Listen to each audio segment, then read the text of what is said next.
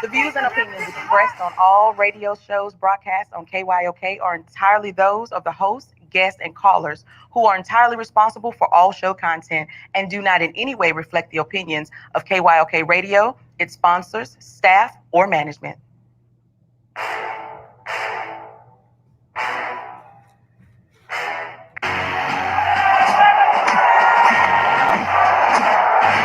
walk out on that field today, ask yourself this question. What time is it? Game time! What time is it? Game time! What time is it? Game time! What time is it? Let's go! We made it! We made it! We made it! We made it! And let's go to the house! And let's go to the house! When I step on the field, I send one message. This is what it feels like. This is what it feels like. Football is getting hit. That's it. It's gonna be football now. What time is it? Game time. What time is it? Game time. What time is it? Game time. What time is it? It's hot now. It's hot now. Let's go. It's hot. We made it. And let's go to the house. And let's go to the house. We're talking about the Jets like we're talking about the Saints. You know, all this, how like we the Miami Heat of football. Yeah. The bottom line is you got to buckle up the chin straps. It's embarrassing. Yeah. Don't disrespect the game like that. It's too much crying from him. He's a man. They can be a hit just like us. He's a man. You already make the big money. He's a man. Don't cry when you step on the field, man. That's who I am. When I step on the field, I send one message. This is what it feels like. Oh, my bad. You had no work in my world. What time is it? Game time. What time is it? Game time. What time is it? Game time. What time is it? Let's go. Let's go. Let's go. We made it. And let's go to the house. And let's go to the house. It's a wrap. Game over. Nope, game is just getting started right here on the lunch break on the legendary KYOK and the all-new 92.3 FM. I'm AJ Jones. This is our Throwback Thursday, and I tell you what, I really just need to throw back to yesterday because there was a whole lot that took place yesterday, and man, oh man, especially if you are in the city of Houston. Early yesterday, the Texans announced they were closing all of their facilities due to a positive COVID-19 test with one of their players. Shortly after that, we heard Daryl Aloysius Morey was coming out of spending time with his children. Remember, he left to go spend time with his children, and that lasted about a week. And I guess he said, all right, y'all, got to go make the donuts. Time to go make the donuts because he is finalizing a contract to become the next vice president of basketball operations for the Philadelphia 76ers. And they will be keeping Elton Brand as their general manager. They, of course, just signed Doc Rivers to be their new head coach. And I got to tell you, that's a pretty solid lineup right there. That ain't Brett Brown and them. That's Doc Rivers and them. And for all those who, want to count Doc Rivers out, all right, go ahead and do that if you want to. They got Doc a couple of pieces in Boston, and he won a chip. They got Doc a couple of pieces out there in L.A. and didn't quite get a chip, but I think he needed a little bit more time. But you know how we get as fans. We get impatient. We get tired as reporters. Oh, yeah, well, Doc blew 3-1 leads and all these other teams. Man, oh, man, sports is a tough place to change and grow. Once you've done something in the world of sports, it's almost like you are always remembered for that. Folks don't remember when he won the chip, but they all remember when he blew those 3-1 leads. So put Daryl Morey out there, put Elton Brand out there, who I literally went off on Doris Burke, one of a pretty prestigious broadcast journalist. And listen, I don't call her a female broadcast journalist because she's a broadcast journalist. Period. I went off on her because she was saying that if Brett Brown got fired, then there needed to be some other people to go, and the camera just happened to pan on Elton Brand. I'm sorry, because Brett Brown can't coach, the general manager has to get fired? No, no, doesn't work like that when it's somebody y'all love. Nobody's talking about firing Danny Ainge because the Boston Celtics keep coming up short. So no, I'm glad the organization kept Elton Brand. I'm glad that they brought in a pretty, decent mind, a pretty decent basketball guy in Daryl Morey. And I think Philadelphia is going to be pretty solid, especially if Milwaukee is unable to re-sign Giannis Antetokounmpo. You take Antetokounmpo out of the East, oh yeah. If I'm Philly, I'll take my chances against Boston and Toronto. And as quiet as it's kept, Miami might be the team to beat in the East. Did you see what they did in the bubble? Let them keep everybody healthy and see what they do then. So we'll see. It's going to be very interesting. And then later on last night, it was the Houston Rockets announcing that they were going with a young man by the name of Stephen Silas as their new head coach. Stephen Silas, new head coach of the Houston Rockets. We'll talk about that plenty. I got a guy coming on today, Kris Gardner of the Houston Roundball Review, that we'll talk about that at length. I didn't like some of the posts I saw on social media about him. Who's she? Really? I mean, really? Who is she? Wow. Okay, but anyway, that all took place yesterday before we got off the air, after we got off the air, and of course, we'll talk about it at length today. Let me go ahead and get some commercials in. It's Throwback Thursday. If you want to get in, 281-453-1000, 281-453-1000. It's the lunch break. Congresswoman Lizzie Fletcher is standing with us for affordable health care, for public education, for making sure every vote is counted. It's why Mayor Turner and President Obama support Lizzie Fletcher for Congress. Wesley Hunt stands with Donald Trump. Wesley Hunt wants to repeal Obamacare and deny insurance to people with pre-existing conditions. Vote Lizzie Fletcher for Congress. I'm Lizzie Fletcher, candidate for Congress, and I approve this message. Paid for by Elizabeth Panel Fletcher for Congress. Yeah, man. This is Carl G. Robinson. And every Sunday I get my jackfruit wings every Sunday. Your vote counts against you. The other side gets a vote. If you want to fix our broken criminal justice system and reform your local police department to make it more accountable, you need to vote. If you want to increase economic prosperity in the black community, you need to vote. If you want to protect the right to vote, you need to vote. If you want more funding for our schools, you need to vote. Voting does matter. If Black Lives Matter to you, you need to vote. Early voting begins on October 13th and ends on October 30th. Election day is November 3rd. You need to vote. We all need to vote. If you don't vote, it will matter. Paid for by the Communications Workers of America, District 6. Claude Cummings Jr., Vice President. I am a non-attorney spokesperson representing a team of lawyers who've helped people that have been injured or wronged. Have you been diagnosed with cancer? Are you one of the millions who have taken Zantac or other generic versions of this popular drug to help treat stomach issues? Then pay close attention to this message. The FDA said it detected low levels of a probable cancer-causing chemical known as NDMA in Zantac and other generic forms of this popular drug. They've banned sales and even removed it from the market. If you've been diagnosed with cancer and you've taken Zantac or a generic equivalent, call the legal helpline now. You could receive a free cash award and have your medical expenses covered. And there's no upfront cost to you. They only get paid if you win. Look, Gina, I know now. Please call I know now. 800-251-7816.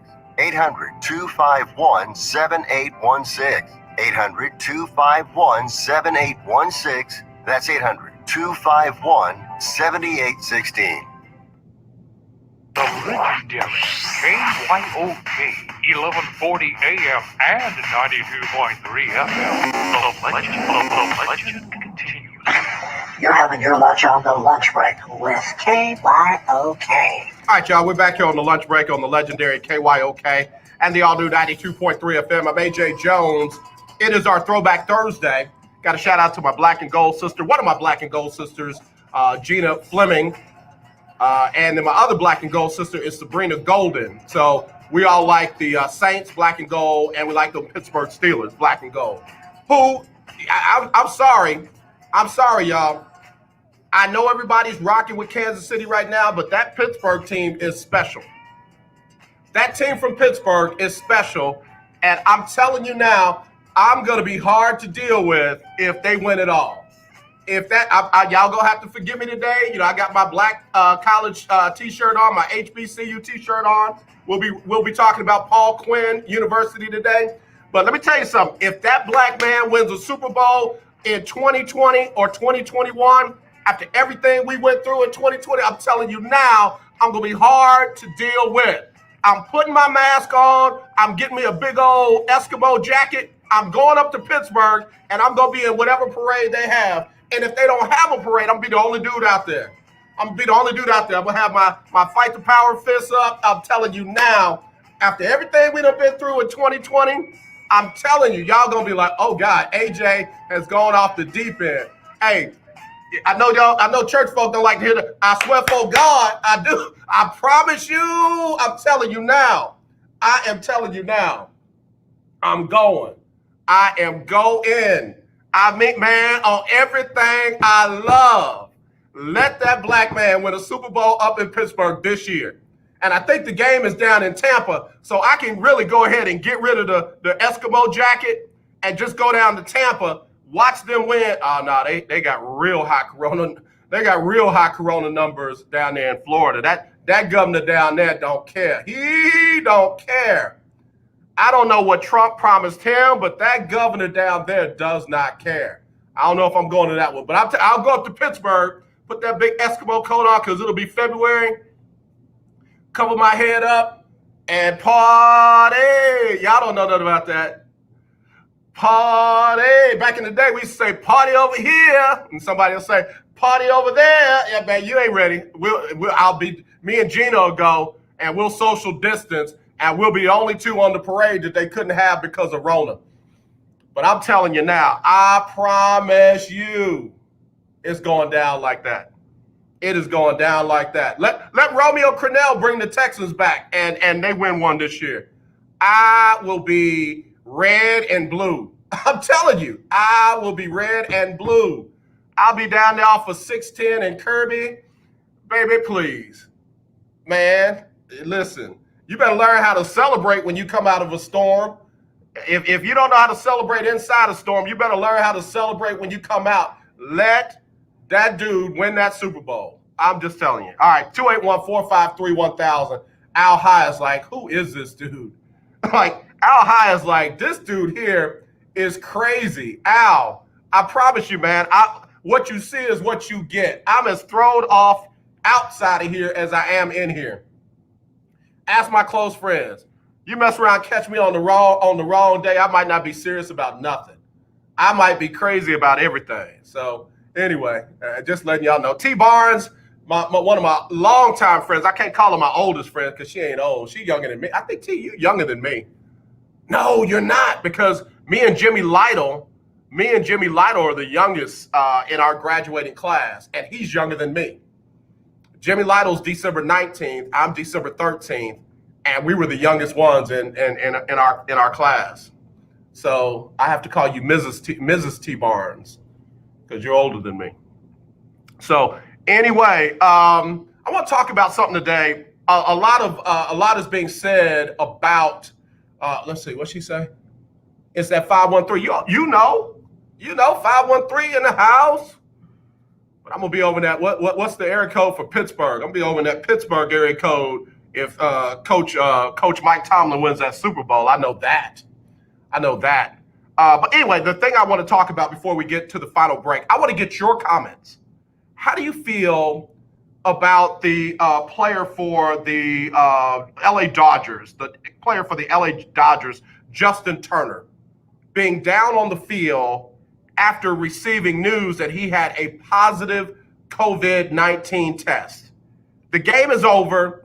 His team just won the World Series for the first time in 32 years. In the 8th inning of the game, he found out he had to go into the locker room because he had tested positive for COVID-19. I want to hear about you personally now. Would you be okay with him coming back out and hugging people, and taking pictures with folks, and then sitting next to you if you were a cancer survivor, because that's what he did. He sat next to his head coach, who is a cancer survivor, without his mask on, because he was just taking a picture. Now, I ain't saying he breathed on the man. How would you personally feel? Problem or no problem? That's what I want to know. Don't give me your political views on it and how you think that on November the 4th, nobody's going to be talking about Corona. Baby, I think we're going to be talking about Corona next November 4th. I'm talking about not this one, but the one after that. I don't think this one is going away anytime soon, especially given the way we're handling it. So tell me, problem or no problem? That's what I want to hear. If you're on social media, type it. Okay, El Michelle went first. She said problem. She said problem.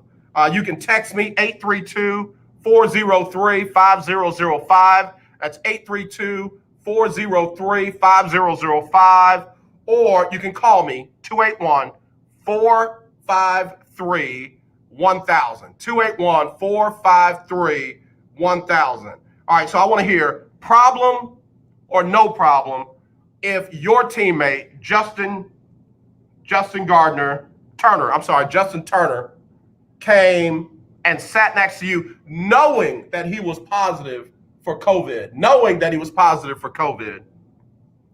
after having won the World Series. I want to keep that in context.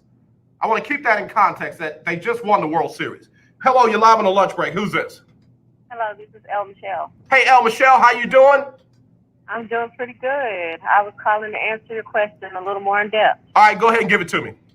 All right, I see it as a problem. The reason being is nobody honestly has answers for this problem that we're in, this pandemic. Right. There are literal, like flu, cold, even pets can shed viral symptoms for up to 6 weeks after they've been cleared. Yep. We don't know that about this illness right now. Yep. We don't know this.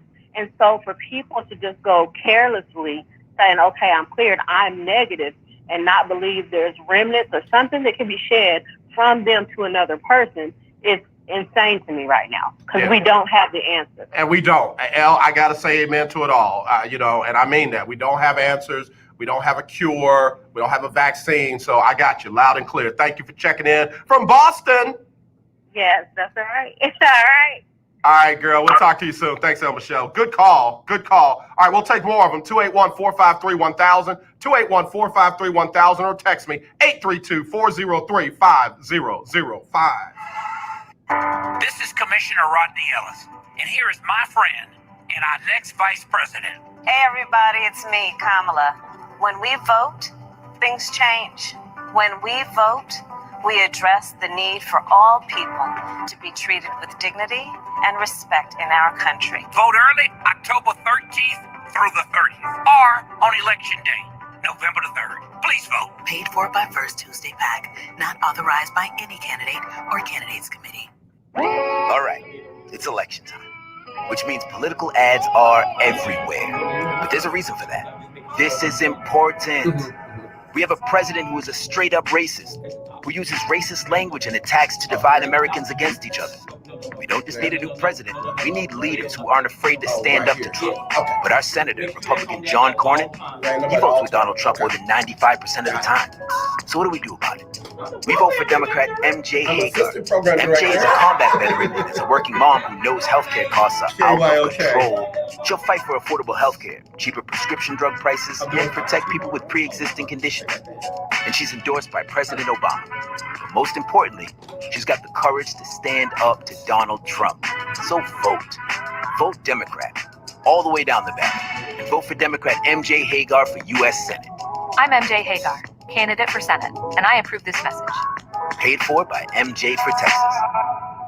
The legendary KYOK 1140 AM. The legendary KYOK 92.3 FM.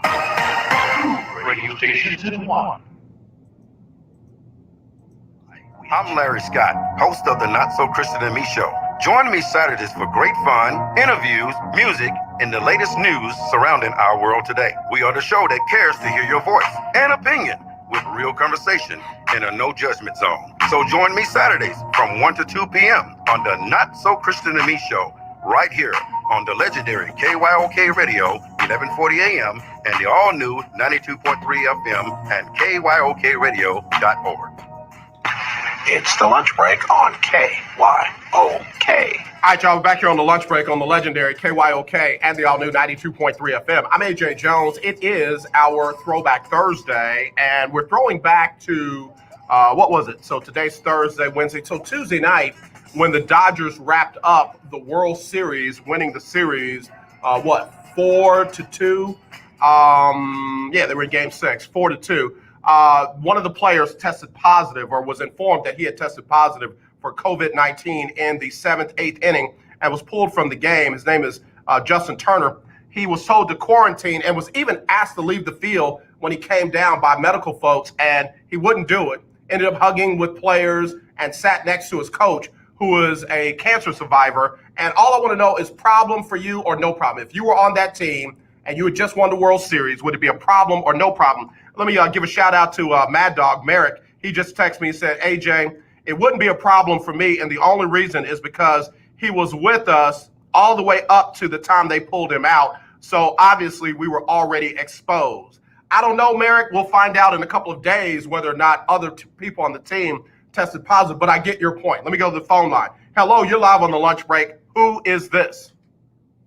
Hi, AJ. It's your oldest bestie, T. Barnes from North Carolina. How are you? I'm doing well, T. Barnes. You know, I did, getting a little bit older now. I'm getting a little bit older. I couldn't remember if we were all the way back at Cameron Park Elementary School, which is no more, by the way, or if we had picked each other up at the middle school and went on from there. But you're right. We were there at Cameron Park.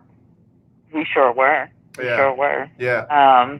We were the best of friends way back when we were little itty bitty people.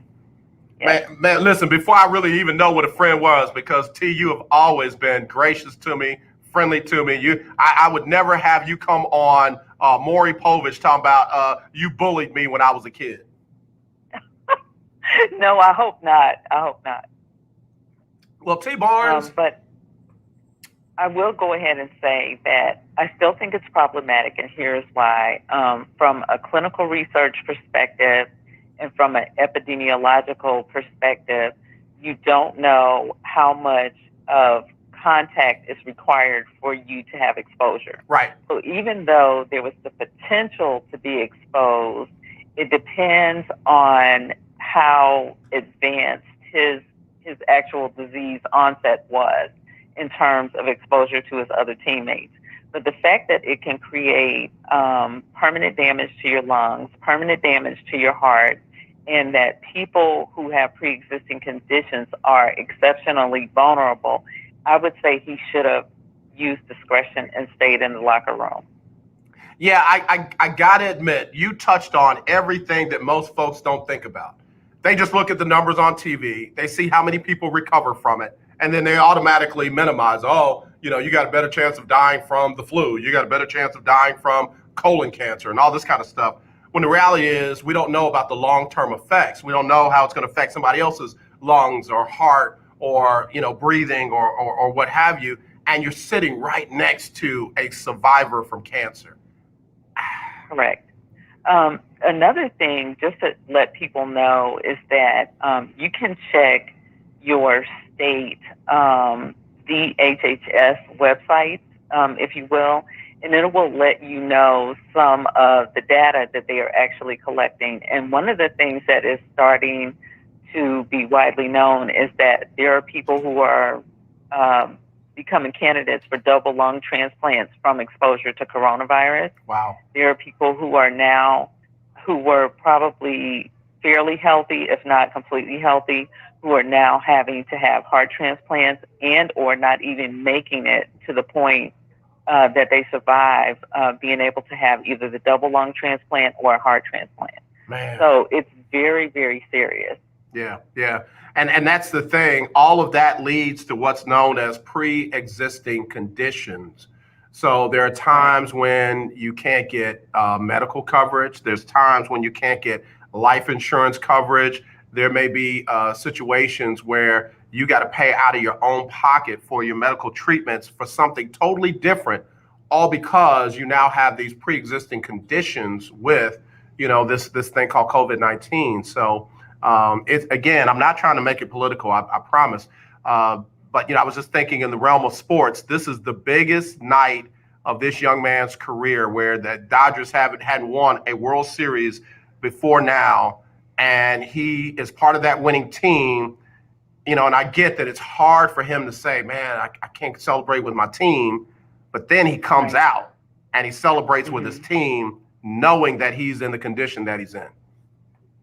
Right. And not knowing is one thing, but knowing is I think another. And I think it's just, it just puts him in a place where people can view him in a negative light. We have to realize that, he's built his career up to this point, and there are people who actually follow him and mimic him and look up to him.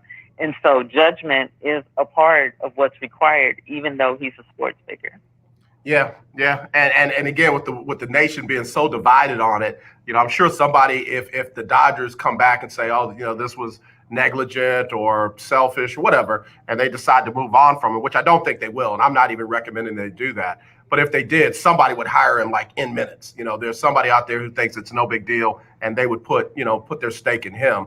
I just think from, like you said, just from an optics standpoint, for young people out there that are not able to be with their friends, or not able to go see grandma, not able to go do the things that they want to do, to see, one of their favorite baseball players not caring about it and letting the moment be bigger than the situation at hand, it just sends a real interesting message. Absolutely, it does. Yeah. And I think it's just I think it's an example for all of us to just really be mindful just during this season. It's hard on all of us. And, as you know, Thaddeus and I, we often have date nights and things like that. It's been difficult being in those types of situations, not being able to attend any type of date night or go to any type of sporting events. Even we've even had to go through the season where sports have been delayed for everyone, and it was for the sake of all well-being. Yeah, that is absolutely true. T. Barnes, I want to switch gears. I'm gonna put you on the spot now that I got you. You just had a major accomplishment. What did you just recently do?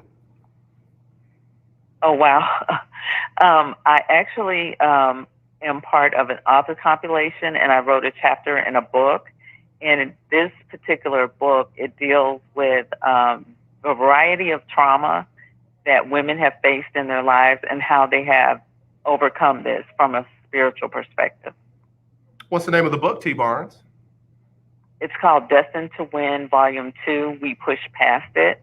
And you can go to my Facebook page, which is T. Barnes, and you can see information on that page on how you could support me.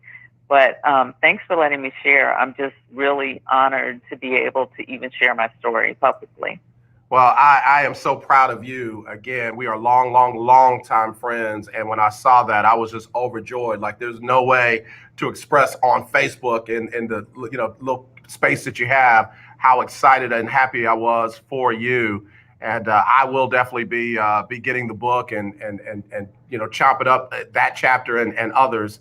And then there's something else that you do that just absolutely blows my mind in a good way. You and your husband date each other regularly. How long have y'all been married?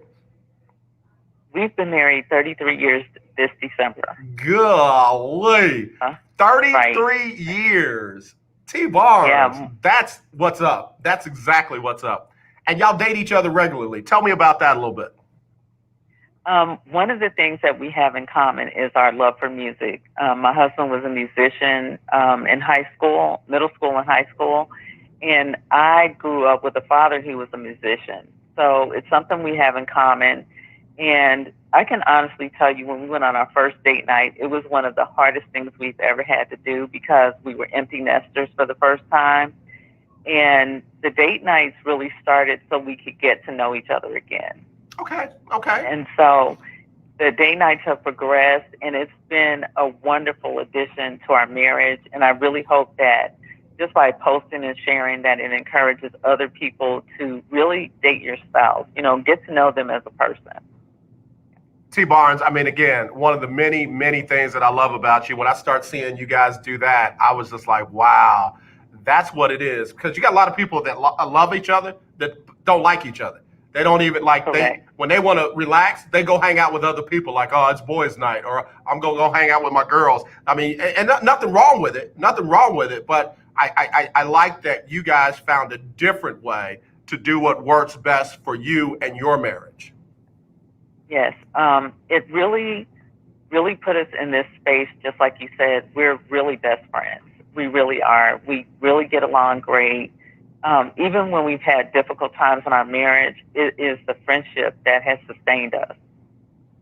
I love that. I love that. Now, was he from Ohio? Where you find this wonderful man at? Absolutely not. Can you imagine two Buckeyes being married to one another? No. Believe it or not, he's a patriot. He is Boston born and bred. What? And yes, he is a patriot. But however, he finished growing up in North Carolina. So he's a patriot with a little twist of Southern flair. That's all right there. That's all right. Now, did you move him down to North Carolina, or did he move you down there? He moved me down here. This is where he finished growing up as a child. And I just always knew somewhere in my life that I would end up living in the South. And yeah, it's been the best thing for us. That's outstanding. T. Barnes, I'm glad we had a chance to kind of catch up where other people could hear some of the great things that you're doing.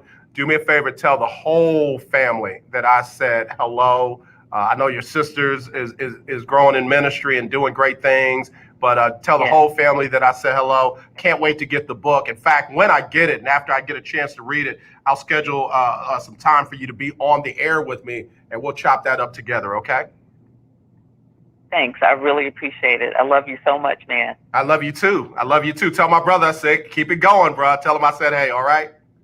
I sure will. Thanks. All right, y'all. T. Barnes, man, I'm glad we got a chance to do that. She is an amazing, amazing person. Always has been. And the grace that you hear in her voice is the grace that you would have heard back in elementary school, back in middle school, back in high school. She is who she is. And I'm glad she called in. But also I'm very, very blessed by the information that she gave, again, about the COVID-19 thing. What do you think? Was it a problem or no problem that Justin Turner was out there with his team, given that he knew that he had tested positive for COVID-19? He knew that there was a chance that he could pass that to his other teammates and even his coach, who is a cancer survivor. Now, I know somebody's going to say, well, they didn't have a problem with it, AJ. Why should you? I didn't say I had a problem with it. I'm asking you. So we're going to do this sports thing a little different. We're not going to make it confrontational. We're not going to make it adversarial. If you believe differently, just say that. And I'm willing to, make sure that everybody hears what you think and why you think that way. Can we do this? Can this just be a no battle zone today? All right. 281-453-1000, 281-453-1000. It is the lunch break on the legendary KYOK. All right, the other question I want to get to today, and we'll get into it when my special guest joins us, Kris Gardner from Houston Roundball Review, is what you think of the moves by the Rockets, bringing in Stephen Silas. I'll be honest with you, I'm just glad it's not Jeff Van Gundy. I made no secrets about I did not want Jeff Van Gundy as the head coach of the Houston Texans. I mean, T. Barnes and her husband have been together 32 years. They date each other. They truly are best friends. They have similar interests. When they want to unwind, they unwind together. Jeff Van Gundy is like that boyfriend or girlfriend that you broke up with and you wanted to break up with them. Like, it wasn't, why? I don't know why we didn't work out. You're on the phone, y'all done bumped into each other again later on, and you're like, what happened? We were always so good together. We laughed and we talked and we enjoyed each other's company. We never got angry with each other. I don't think we even had one argument. I don't know why it didn't work. That's not the case with Jeff Van Gundy. It's not the case. And I'm sorry for those who are running around talking about, as a commentator, the dude has seen every offensive set, every defensive set, all of that. Listen, I have watched Black Panther probably 59 times from start to finish. I still don't think I could beat Killmonger in a battle. Heck, I don't think I would have beaten M'Baku in the first fight. It doesn't matter how much you watch TV. It doesn't make you an actor. And I don't care how many sets you watch. It doesn't make you a great coach. There's so much more that goes into it than just watching sets. Jeff Van Gundy had his time here. I'm not saying he should never coach in the league. I mean, Oklahoma City hadn't picked a coach yet, have they? And Jeff Van Gundy, let him go there. I just didn't want him here. And it was more fandom than broadcast journalism. As a fan, I don't want him coaching my team. And the Rockets are my team. I've been a Rocket fan since before I got here. So no, I'm so glad it wasn't him. Now, I will tell you, I was rooting for John Lucas, and I was rooting for Kelvin Sampson. And I had one of Dr. Aki's friends, all up in my personal business because he thought I didn't know basketball, because I wanted Kelvin Sampson, who is a successful basketball coach on every level, want him to be the head coach of the Houston Rockets. The players knew him. They're comfortable with him. The defense was good when he was here. He wasn't a moody guy like Fizdelic. I mean, he would have been a great fit, regardless of what the armchair expert basketball coaches think. So anyway, we'll talk about all that later on, right here on the lunch break on the legendary KYOK. Take a quick break. Congresswoman Lizzie Fletcher is standing with us for affordable health care, for public education, for making sure every vote is counted. It's why Mayor Turner and President Obama support Lizzie Fletcher for Congress. Wesley Hunt stands with Donald Trump. Wesley Hunt wants to repeal Obamacare and deny insurance to people with pre-existing conditions. Vote Lizzie Fletcher for Congress. I'm Lizzie Fletcher, candidate for Congress, and I approve this message. Paid for by Elizabeth Panel Fletcher for Congress. This is Barack Obama, and I want to talk with you about the choice you have for your next U.S. Senator. I hope you'll vote for M.J. Hager. MJ served 3 tours in Afghanistan as a combat search and rescue pilot, receiving a Purple Heart and Distinguished Flying Cross with Valor. She's also a working mom who knows the struggles families face to afford health care, which is why she'll fight to protect the Affordable Care Act. Progress we all worked so hard to achieve, and Republicans keep trying to repeal. And MJ is firmly committed to making the reforms we need to address systemic racism and create a more fair and equitable America. Okay. That's why, whether you vote early or on November 3rd, I hope you'll join me in supporting Democrat MJ Hager. We need her in the United States Senate, but she needs your vote to get there. I'm MJ Hagar, and I approve this message. Use of military record does not imply endorsement from Department of Defense. Paid for by MJ for Texas. My name is Gary Bledsoe, president of the Texas NAACP. The upcoming election is one of the most important elections in the history of this nation. Elections have consequences, and after the death of the legendary Ruth Bader Ginsburg, things that have been done by the courts to grant rights to racial, ethnic, religious, and other minorities are seriously at risk. The chances for the survival of Obamacare and affirmative action seem to be remote at best. Do you want an administration and court system that takes the side of bad cops and that works feverishly to make sure your right to vote is compromised? This election is about whether you have a right at first-class citizenship and humanity. The voter suppression efforts now existing in Texas are a clear reminder of years past. They are reducing polling places, drop boxes for absentee ballots, permitting abusive poll watchers to seize voters, and a host of other activities. Vote in honor of your ancestors, and please report any irregularities to the NAACP. Paid for by the Communications Workers of America, District 6, Claude Cummings Jr., Vice President. You're listening to 1140 AM and 92.3 FM, the legendary KYOK. The lunch break on the legendary KYOK. All right, man. I'm over here, man. Look, they line it up. They line it up to get on this lunch break, man. I'm telling you, these candidates know that I can move that needle, so they line it up to get on this lunch break. I'm being silly. Anyway, have you gotten out and voted yet? If you want to early vote, you got to do it by Friday. And some locations have become 24-hour centers, so you got no excuse not to vote. And I'm serious, y'all. I love y'all, but please do not believe the hype that your vote does not count. Do not believe that. If it didn't count, there would not be lawsuits trying to limit your voting. There would not be lawsuits trying to limit your absentee ballots. There would not be lawsuits trying to keep you from voting because you might have something on your record or in your past. Those things are there for a reason. In Alabama, they still have on the books that you cannot vote unless you pay a poll tax. Are you kidding me? That's from the 1800s. That's from, Jim Crow.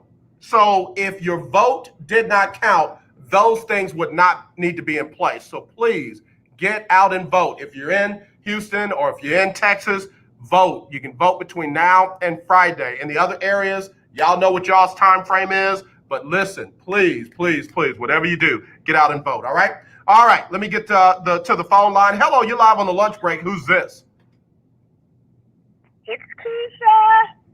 Keisha, what's up?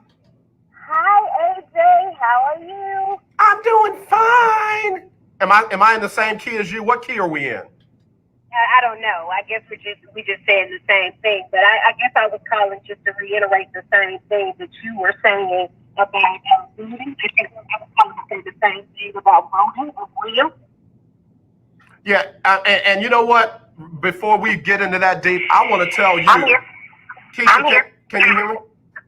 Yep. Okay. I am proud of you for putting your effort behind the voting process because you are going to be a poll worker on November 3rd, and you're getting there at like 6:00 a.m. And I mean, when I saw that, man, I ain't gonna lie, I had a tear in my eye because I'm like, man, that's putting the walk with the talk. I am so excited to actually be a part of this process. They have been calling us about doing everything about working early for the early voting. They talked about like even doing some canvassing, doing some different stuff, like trying to get people to the post, different stuff. So I even signed up for that to even do that tomorrow, and well, I'll be at the polls on Tuesday. But people do not understand how important this election is and how important it is for us to vote. And it really grinds my gears when I hear people say my vote doesn't count. It's not important. You have people like Representative John Lewis. These people laid down so we could stand up. You have people that literally fought blood, sweat, and tears for us to have this moment. So just like you said, if it wasn't a situation where it didn't count, they would have lawsuits behind it. If it didn't count, they wouldn't try so hard to take our voices and our votes away. So it's very, very, very important. And I see so many young people. And right now, if 78% have voted, early voting, compared to 20, I think that's like more than half for 2016. Yeah. So yep. It's just very important for people to just get out and exercise the right to vote. We don't tell people where to vote, who to vote for, but please exercise your right to vote. And my thing is coming from a place where I've lost people to COVID-19. Yep. I've lost my job to COVID-19. All of the things that I see as a Black woman, why would I not get up to go vote? Absolutely. Absolutely. Keisha, I'm going to tell you, you said it all right there. A lot of people, they just read about stuff and then they dismiss it. But when you've experienced it personally, you've lost loved ones to COVID-19. Your job, literally went away because of COVID-19. You're having to deal with life because of COVID-19. Why would you not be a part of the one part of the process that can help make a change in how we deal with COVID-19? Correct. Yeah. Now, you did have me laughing like crazy, though. I ain't gonna lie. I think you might need to owe me an iPhone because whatever I was drinking, I spit it out on my iPhone when you said you're gonna start applying for everything, whether you qualified or not after a recent event. After that, after we're appointing people to the court, and I'm sitting here, and I have an undergrad, and I have an MBA, and I'm unemployed, and you got people that haven't tried cases, and all they have is education, that tells me enough. When people come to me, and they say, Keisha, I had somebody come to me, and I said, people have to stop saying what they have done for HBCU. Because see, that's my baby. And I tell people, you can say whatever you choose to say in politics, but when you come at the HBCU source, you better have every bullet in the chamber, because I'm not going to play a game with you. It's not one of those games that you can play and you don't have facts behind it. When you tell me, oh, I donated millions of dollars, but you can't tell me where, when, or how. I can't play that game with you, especially when I have somebody that works in the HBCU initiative in the White House that's a professor at Howard that can unload the facts on you. So you can't tell me that kind of stuff when I can go to my serious fact checker and tell you what's the truth and what's the lie. I can't play with people like that. So I say, yes, I'm going to apply for all the jobs. Even if I don't qualify, I'm going to just apply for stuff. Baby. Because in my line, I qualify. Yep, and that's what I'm telling you. If you can be appointed to the highest court in the land and you've been a judge for less than 3 years, and in some of these applications, they say you got to have 10 years of direct experience in this area, and you got to have 7 years of direct experience in this area. But you can sit on the Supreme Court and you don't have direct experience in this area. I'm with you, dog. I'm applying for everything. Let me get in that door. I might talk you into it. I might just talk you into it. Listen, I might. You can't slick a slicker. I'm slicker than a can of oil. I can talk my way into a position. Once I get in the interview, it's a done deal from there. It's a done deal from there. Wait a minute. You slicker than what? A can of oil. I know you done heard that before, AJ. I'm slicker than a can of oil. No, ma'am. I never heard that before. And I'd have lived a little bit. That one's all right with me. Look, I'm stealing that when you're going to hear it again out of my mouth. But Keisha Kelly of Black College Experience joining us here on the lunch break. I'm repping Paul Quinn today. You see, I got them all. That's what I really called for, to say I love the T-shirt. I'm going into Paul Quinn next week, but I love that T-shirt. Love that T-shirt. Well, I appreciate it. Listen, I need to get in your circle because you got folks sending you shirts from schools that I have had a hard time finding them from.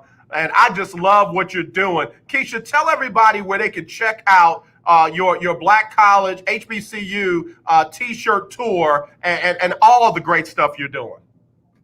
So Black College Experience, of course, is on an HBCU T-shirt tour. For people that don't know what that is, I kind of borrowed, or we picked up the idea from Chris Paul, which was, while they were in the bubble during the playoffs, they were tributing all HBCU's shirts and shoes. So now that Chris Paul is now a student of Winston-Salem State University, which is also an HBCU, he's back on the thing. And so while he's going to do like the second round of tennis shoes, I was like, okay, fine, we'll just pick up the T-shirts. Now, my purpose of the T-shirts is to highlight these HBCUs, to drop information for people that don't know about your Jarvis Christians, your Paul Quinns, your Philander Smiths, for schools like that, your Cheney. So we have to drop that information so we know about the 101 HBCUs around, and for people that are interested in it and say, hey, Southern might be too big for me, but let me try a smaller HBCU. They all count. So we drop that kind of information in the box. Just with the T-shirt, and of course, because it's the tour, everybody's excited. So one person say, shoot, I seen you broadcast in Morehouse. Well, shoot, everybody wants the exposure. And I'm just personally going through that round, making sure I get all that information, drop all that, that history on people, letting them know. So, of course, that's on Twitter, Instagram, and Facebook, Black College Experience, Black College EXP on Twitter, and then the Black College Experience on Facebook.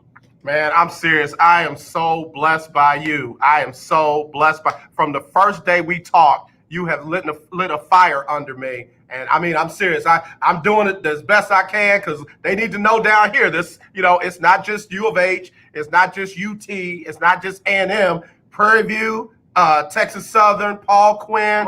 Man, they give out good education too. You get good degrees from. Absolutely. You're going to make me do like Chris Paul, and I'm going to take some online classes somewhere so I can say I'm an HBCU alumni. Go right ahead. Keisha, I appreciate you dropping in on us, girl. Thank you so much. And again, what you're doing civically is unmatchable. It's phenomenal. It's a blessing. And I encourage young people, older people, you name it, get out and not only just vote, but wherever you can help, even if it's getting people to the polls, be willing to do that because like Keisha said, this election is one of the most important elections you will ever see in your life. And we want to make sure we're a part of the outcome. Thank you so much. And you just pray for me standing up next week or whatever I'm doing. Pray for me. I'm definitely covering you, especially down there in the area where you're doing it. I'm definitely covering you, Keisha. Thank you so much. Have a good one. All right, dear. We'll talk to you soon. That's Keisha Kelly, Black College Experience. Again, she's doing phenomenal things. If you're not following her, you need to be. And I know I've got her link in the body of the show information. So click on it, follow her, keep up with what she's doing.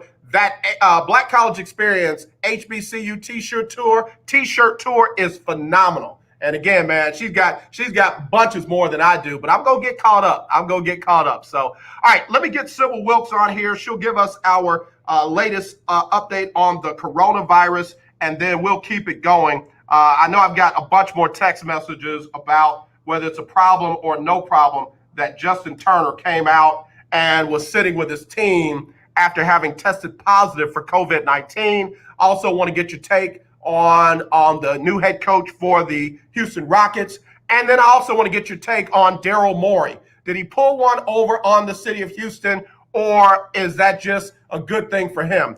I'll tell you how I feel about it. We'll get Sybil Wilkes on. We'll be right back.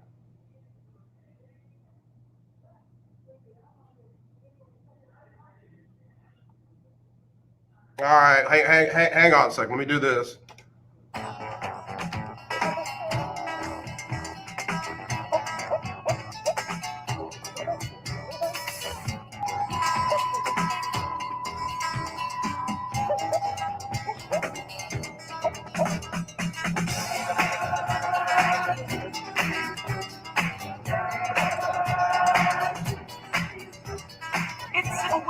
What you need to know today. As health concerns increased about losing older veteran election workers due to the coronavirus pandemic, high school and college students as young as 16 have answered the call. More than 500,000 people have signed up to become first-time poll workers through Power the Polls and other organizations. Over half of them are under the age of 40. In a video that went viral, Kansas City activist Keisha Burrell held back no punches at a board of police commissioners meeting. During her time at the podium, Burrell delivered a stinging speech detailing the board's collective and individual failings relating to the Black Kansas City community. According to a review by researchers, the risk of contracting COVID-19 on planes is very low with proper safety measures. On-board ventilation systems coupled with masks, frequent don't mind me in here. Don't mind me in here. And complaining help reduce virus spread. Please visit SybilWilkes.com to subscribe to my free daily newsletter. Be informed, be empowered. All right, y'all. We're back here on the lunch break on the legendary KYOK and the all-new 92.3 FM. I'm AJ Jones, just chopping it up with some good folks here at the station, man. We got a real good family here at KYOK. I absolutely love it. And that's one of the many reasons why I say ESPN can call me with a bunch of money on the table, say we're gonna let you host the anchor the late the primetime sports center. I'm not doing it because I can't do what I love to do. I can't talk the way I want to talk and need to talk to our listeners over there under their regime. So I'm grateful to be a part of this KYOK family and the family of our general manager who runs several different radio stations. So I'm blessed. And then I got my Keisha Kellys, I got my Keith Hennix, T Barnes, Karen Gibson, Monique Mosley. Where am I going to find other Ferdinands and all that kind of stuff? So I love what I do. And again, congratulations to Ferdinand. He was this week's winner on the Lunch Break Weekly Keeping Up with the Joneses Pick'em Challenge. And that's his third time winning. In fact, I think I need to send Ferdinand some money. I think I owe Ferdinand some change. Let me see if I sent that yet, because I don't think I did. And if you still want to sponsor one of the weeks of the Lunch Break Weekly Keeping Up with the Joneses Challenge, you can do that. All you got to do is get in touch with me, and I'll let you know what you have to do. It's real simple. Just putting in send your $50 to me, and I'll send it out to whoever the winner is. So again, we appreciate all of our viewers, all of our followers, all of our listeners. We appreciate you all to life. So let me get the top of the hour started. We'll be right back with more. Again, got a special guest joining us in this second hour, and we're going to talk about these moves. We'll be right back on the lunch break.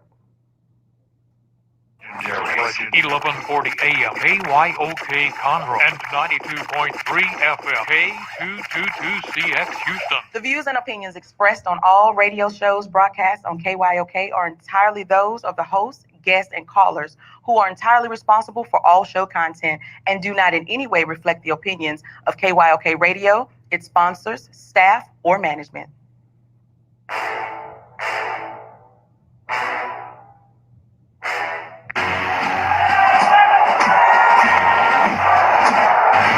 Walk out on that field today. Ask yourself this question. What time is it? Game time! What time is it? Game time! What time is it? Game time! What time is it? Let's go! We ready! We ready! We ready! We ready! Let's go to the house! Let's go to the house! When I step on the field, I send one message. This is what it feels like. This is what it feels like. Football is getting hit. That's it. It's gonna be football now. What time is it? Game time. What time is it? Game time. What time is it? Game time. What time is it? Let's hunt now. Let's hunt now. Let's go. Let's hunt. We ready? Let's go to the house. Let's go to the house. Talking about the Jets like we're talking about the Saints. You know, all this, we the Miami Heat of football. Yeah. The bottom line is you got to buckle up your chin straps. It's embarrassing. Yeah. Don't disrespect the game like that. There's too much crying from him. He's a man. They can be a hit just like us. He's a man. You already make the big money. He's a man. I'm glad when you step on the field, man. That's who I did. When I step on the field, I send one message. This is what it feels like. Oh, my bad. Your bad don't work in my world. What time is it? Game time. What time is it? Game time. What time is it? Game time. What time is it? Let's go. Let's go. Let's go. We ready? Let's go to the house. Let's go to the house. It's a wrap. Game over. All right, that is a wrap. Game over. I know that is CJ's favorite song. What time is it? Game time. What time is it? Game time. Anyway, it is hour number 2 of the lunch break on the legendary KYOK and the all-new 92.3 FM. It is our Throwback Thursday. And if you're just joining us, welcome to the program. We've got a couple of questions of the day on the table. Number one is the one about the baseball player for the LA Dodgers, Justin Turner. I don't know why I want to try and put him and Gardner with the same name, but Justin Turner, the guy with all the red hair, red beard and all that, tested positive for COVID-19, was informed in the 8th inning, had to get pulled out, was quarantined, told him, stay there and what have you. The Dodgers went on to win the game. Everybody's celebrating on the field. Justin Turner and his wife show up with masks on. And hugging people, holding the trophy, and also sat next to his coach for a picture. His coach is a cancer survivor. Just for you, problem or no problem? If that had been you, problem or no problem? And again, don't want to make it political because it's not. Just asking. Again, don't want to fight, don't want to be adversarial. If it's not a problem, that's fine. You can say that, and let's talk about it. If it is a problem, say that. Let's talk about it. So I don't want you calling up here, calling me a lib and libertard and all this other nonsense. Let's just talk. Can we just talk? All right. Let's see. CJ had a comment. She said, I think the player was excited and the momentum of the win overtook his logic, and he wanted to celebrate with his team in that moment. The pictures that were taken that night could not have been recreated. So while I understand how everyone feels, I understand his action. Again, fair statement. I've never won a World Series championship. I don't know what that feels like. The little stuff that I have won, I'd be like, man, yeah, I get it. I'm just asking. The other question is, what do you think of the Rockets hire of Stephen Silas? I haven't gotten into the details about him. But I will when our special guest joins us, Kris Gardner, founder and editor at Houston Roundball Review. We'll talk about it at length. And then number 3 is Daryl Morey. What do you think about Daryl Morey? Remember, Daryl Morey is, I'm stepping away. I won't spend time with my children. My children done got all the way to college, and I ain't spent no time with them. and I just want to spend time with my kids. And they done took a year off from school. And I want to spend time with my children. And Tillman said, okay, I got you. We're going to give you some money so you can spend time with your kids. And we'll let you out your contract that we just recently signed. And baby, as soon as the ink was dry on that buyout, Tillman said, yes, I'd like to announce that my kids are fine. They're going to be going back to school. And I will be taking over as the vice president of basketball. I mean, he didn't do this. This is just my soliloquy. Is this on? Yes, I, Daryl Morey, will be taking over the basketball operations of the Philadelphia 76ers effective immediately. And I want to thank everyone for coming. I will not take any questions. I mean, oh, what a difference a day makes. Oh, what a difference. He spent about 5 minutes with his kids and he was ready to work. I'm not saying anything about his children. I'm just saying he spent about 5 minutes from when he was ready to go spend time with them to when he got this job. And I just feel it's interesting. So I want to get your comments on that. Fair or unfair? Fair or unfair? So again, with Justin Turner, it's problem or no problem. With Paul Silas, good pick, bad pick. And with Daryl Morey, it's fair or unfair. So let's see. Keith Hennig said, I initially thought it was a problem. However, Justin had been with the team the entire season. He probably would have exposed everyone on the team prior to the celebration. Gotcha, Keith. I'll put a like by your comments. Karen Gibson said, problem for me. He could have shown up and stood on the sideline to feel the victory, but this virus is a killer, and he should have exercised better judgment, him and his wife. I understand it. I mean, I do. I understand all sides. That's why I'm trying to get them out there. I wrote an article last night I finished an article last night. I've been writing on it for a while. For Excellence Magazine. You'll find out more about them when it comes time. But and I wrote it to the men, and I talked about it's men time. It's time for us men to be mindful and to be leaders in everything that's going on right now. What, ladies, queens, y'all have been doing it forever. Y'all have turned elections. When y'all get involved, things happen. And I'm not minimizing y'all to just keep in the house and all that you do there, because y'all do a phenomenal job there. Y'all do a phenomenal job with the kids. Y'all have to been, mothers and fathers in many cases. And I applaud y'all. I mean, I applaud y'all, queens. But I said to the men, it's men time. It's time for us to be front and center and engaged in all of this, including coronavirus, including the police brutality and systematic racism and social injustices against Black people, economic injustices. We need to be front and center in that. And we need to be front and center in the voting process. We cannot get distracted by every single thing that comes along, whether it be a conspiracy theory, whether it be an I heard, whether it be my vote don't count. We can't always be on the sideline. Nobody ever got a scholarship to a college or a university by being on the sideline. I mean, and when I say on the sideline, I'm not talking about on the sideline of the field. I'm talking about in the concession stand. I'm talking about in the bleachers. I'm talking about being at home. It don't work that way. So, man, we gotta be a part of this. We gotta be a part of this. We gotta be a part of this. And with COVID-19, we gotta get educated. We gotta get educated. We can't call everything the product of 5G. 5G didn't do all this. I'm sorry. 5G might be responsible for cancer waves or what have you, but it didn't do all this.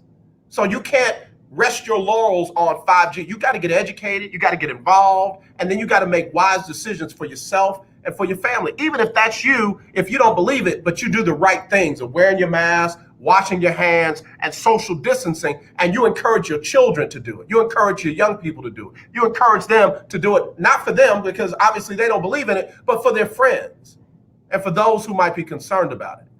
Because I told the story yesterday about the little girl that they sent to school. The teacher got it. She gave it to her husband. And then their sister was there, and she got it. She brought back, and her husband's a truck driver.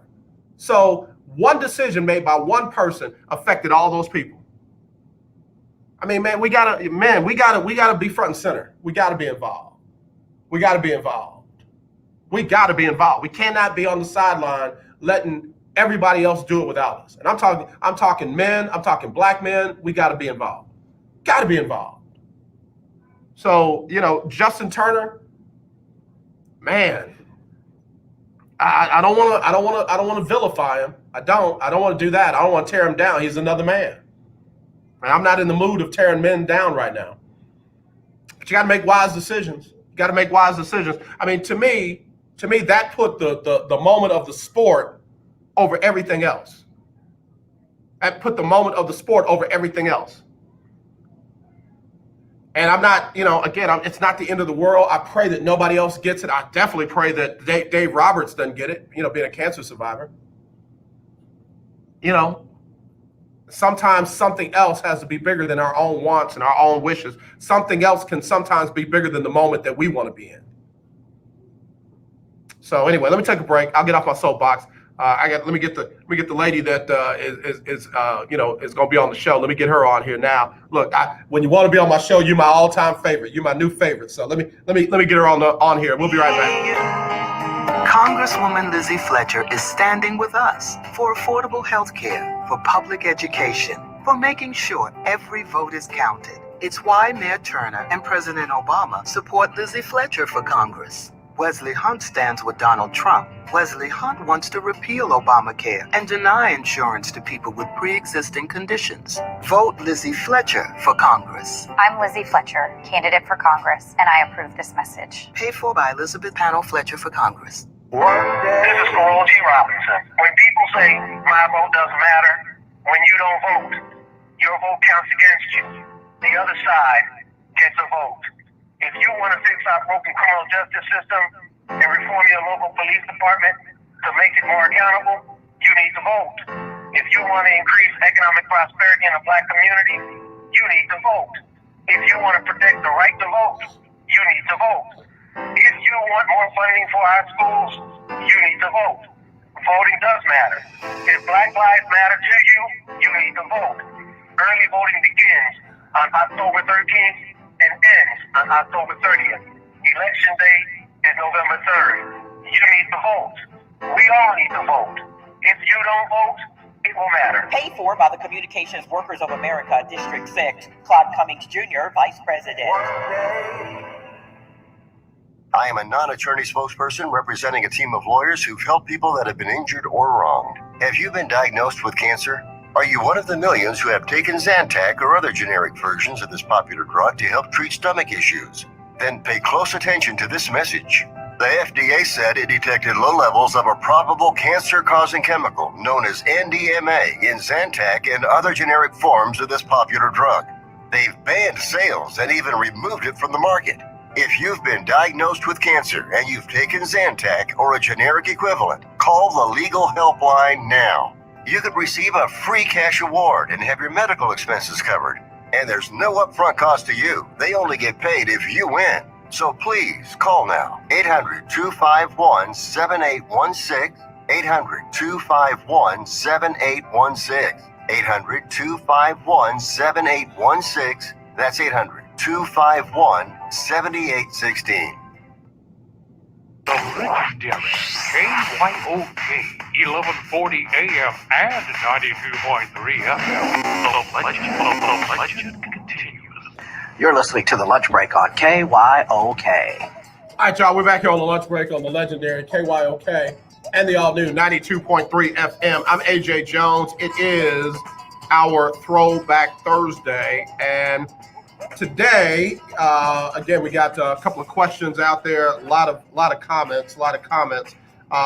Karen Gibson said, I saw Turner, I yelled at the TV. I yelled, dude, what are you doing? You're positive for COVID-19. Yeah, man. That's what it is. That's how it went down. Some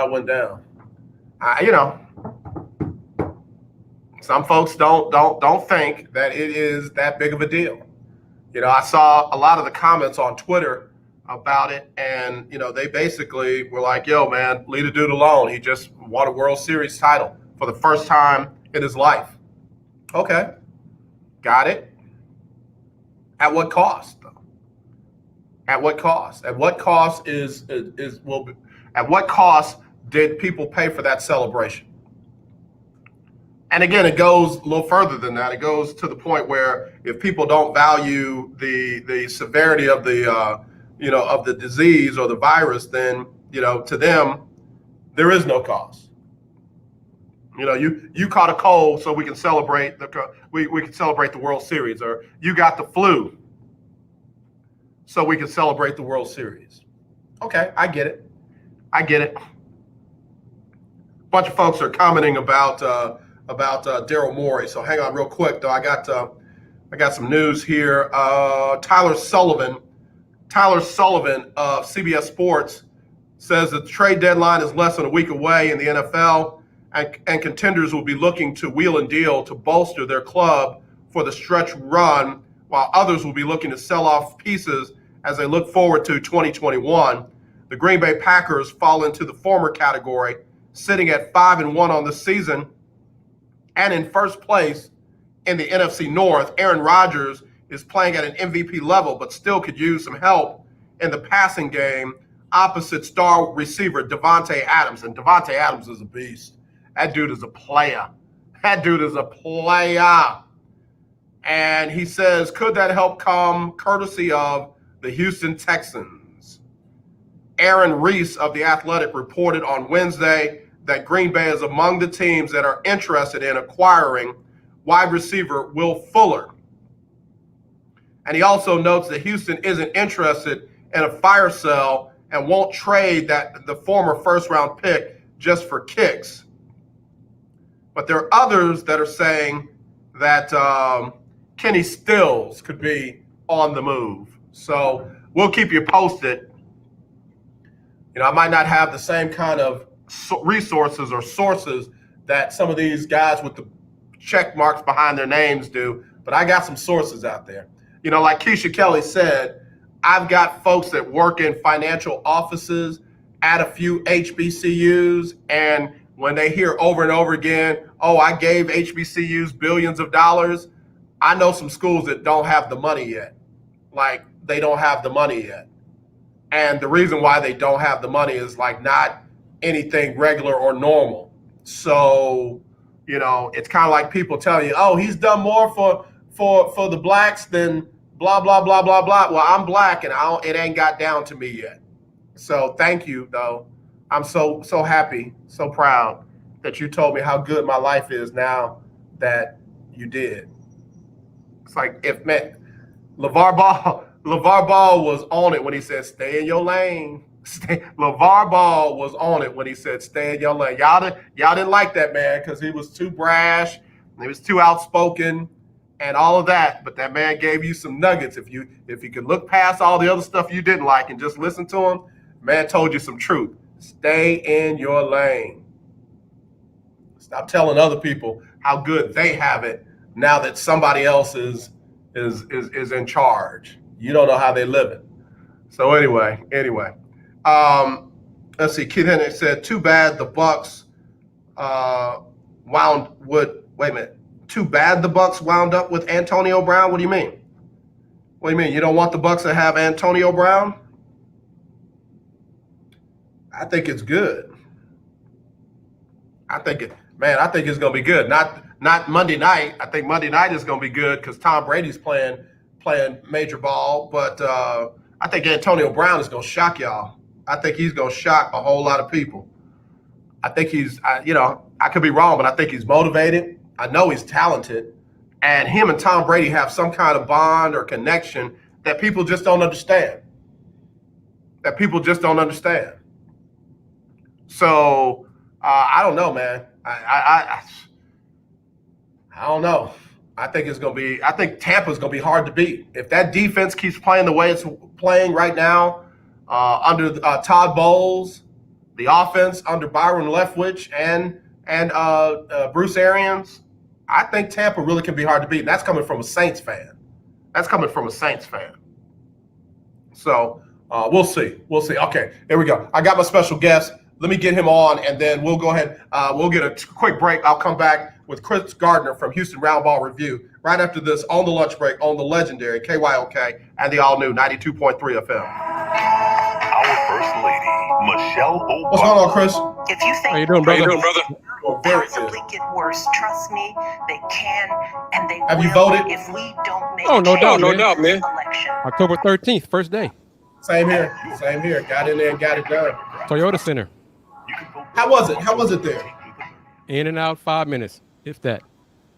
All right, let me. We're gonna talk about that when we come in. We're Cool. gonna talk about that when we come in. Okay, thanks, Kris. All right, it's election time, which means political ads are everywhere. But there's a reason for that. This is important. We have a president who is a straight-up racist, Wow. who uses racist language and attacks The to White divide Sox are Americans gonna against each hire other. Tony La We Russa. don't just need a new president. Again? Stand up to Trump. But our senator, Republican John Cornyn, he votes with Donald Talk Trump. about more than retread. That's a 95% of the retread of a time. retread. Sir. We vote for Democrat How old is MJ he? Hagar. 74, I think. Working mom who knows healthcare costs are out of control. She'll fight for affordable healthcare, cheaper prescription Wow. drug prices. And she's endorsed by President Obama. Okay. Yeah. All right. She's got the courage to stand up to for Donald them. Trump. So vote. Okay. Way down the map. And vote for Democrat MJ Hagar for U.S. Senate. Oh, I'm man. MJ Hagar, And candidate just for Senate, FYI, man, and I approve I'm this still message. jelly, bro. I'm jelly. KYOK 1140 AM. The legendary KYOK 92.3 FM. Radio stations in one. Hey guys, this is your girl Brandy Nelson, and you are listening to The Lunch Break on KYOK. All right, y'all. We got him. The founder, editor, everything at the Houston Roundball Review. It is Kris Gardner. Kris, how you doing, brother? I'm doing great, brother. Thanks as always for having me on the show. Man, and literally, all heck broke loose in the last 24 to 48 hours. That just, all Houston related. First, we hear that Daryl Morey is wanting to go hang out with the Philadelphia 76ers. And, just a week before that, he was, I want to go spend time with my kids. And I ain't scared to grow up, and I want to spend time with my kids. He spent like 5 minutes with the kids, and now I'd like to announce I'm going to be the vice president of basketball operations. I mean, President, AJ. President. How shocking was that news for you? Not at all. I think one of the last times I was on the lunch break with you, I said at that time I would take Daryl at his word until he leaves for Philly. You said that. You said that verbatim. And I was like, no, man, that man want to go spend time with his kids. Leave that man alone. Let him spend time with his family. Kris. I mean, the rumor was there for a while, and even after the fact, the feel-good words from Daryl and Tillman about them maintaining professionalism. Tillman himself said he wouldn't be surprised to see Daryl take a job, if he does, be a job in the Eastern Conference. Well, Philly's in the East. But even before that, the Sixers had interest in Daryl in the past. So like I said, the words sounded nice. I was, I took him at his word at that point in time, but I wasn't going to be shocked once he took another job elsewhere. Yeah. So do we think that he? I don't like to use the negative words, but did he find a way out of his contract situation with the Rockets to be able to take that position? Yes, let's go with that. Okay. Until and unless otherwise proven, yes, I think he did the smart businessman role. He found a landing spot for himself, and he got out of the Rockets. Personally, I think he got out of a situation here that he no longer liked, and he went to a spot that he thinks will be better for him. Yeah. Kris Gardner joining us from Houston Roundball Review on the lunch break. So I was the one that kept saying if they had to quote unquote blow it up, the three that they had to blow up would be Daryl Morey, Mike D'Antoni, and James Harden, because those three were the ones that that Tillman inherited. And those three that were the ones that we were all, trying to put it all around and make their philosophy work. Do you see anything else happening with the Rockets, given Morey now gone, got a new general manager, now have a new head coach, which we'll get to in a second? Not right now. I think Raphael Stone is not going to, Tillman said it as well, they're not going to blow up the roster just yet. Now, come February, if the team is struggling and new head coach is not getting along with the players and vice versa, you can look at it then, but not right now, no. Yeah, I kind of felt like Daryl Morey was that buffer, if you will, between the top part of the front office and the court. Like, hey, be patient, this is going to work. Hey, be patient, this is going to work. Hey, this is all we need now, and this is going to work. Now that he's out of there, do you think that patience level will be a little shorter? It's possible. I mean, Tillman has said that plenty of times that he wants to win a championship. And anything less than a championship, he deems a failure.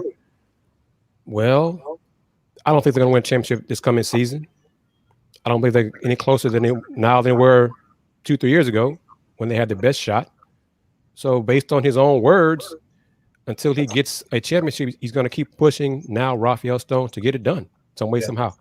Yeah. Kris Gardner, Houston Roundball Review, joining us here on the lunch break. We're talking about all that's gone on with the Houston Rockets in the last 24 hours.